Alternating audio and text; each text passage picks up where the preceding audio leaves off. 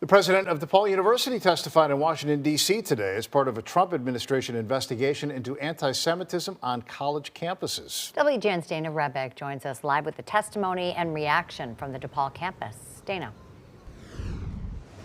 Well, DePaul's president joined the heads of Haverford College and California Polytechnic State University at this hearing, facing some tough questions from these committee members as Palestinian students here at DePaul gathered outside the Student Center a short time ago, along with supporters, condemning the actions that the president has taken here to try to protect Jewish students.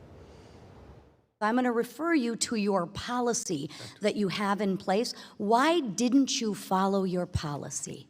Our immediate instinct was to work with our students. The reference. How'd that go? Not very well. You want to ask Michael how that went? Yeah, it did not go very well. Thank you. And I apologize for that. Your apologies are a little hollow. DePaul University President Robert Manuel grilled before the U.S. Education and Workforce Committee, asked about the pro-Palestinian encampment that was allowed on campus in April 2024. You knew yourself there was a problem, but decided not to remove it. Why?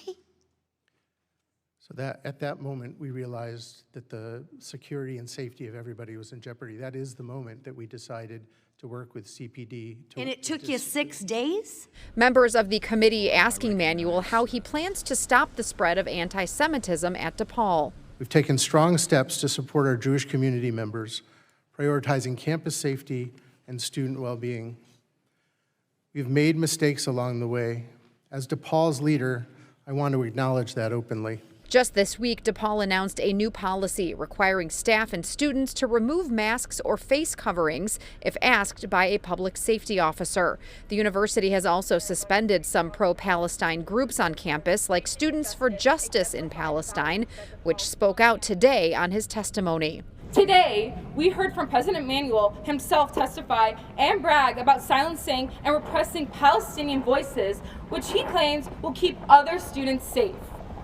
He has made it clear that he supports the stereotyping of Palestinian students as violent criminals not worthy of free speech. Last October, Jewish students Max Long and Michael Kaminsky were attacked on DePaul's campus in what was investigated as a hate crime. At the hearing today, Manuel apologized to the young men. What happened to them was a hate crime.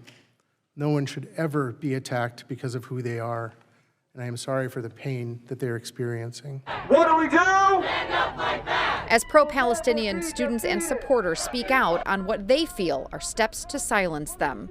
Do not be afraid of these cowardice intimidation tactics. You are stronger than anything they throw at you.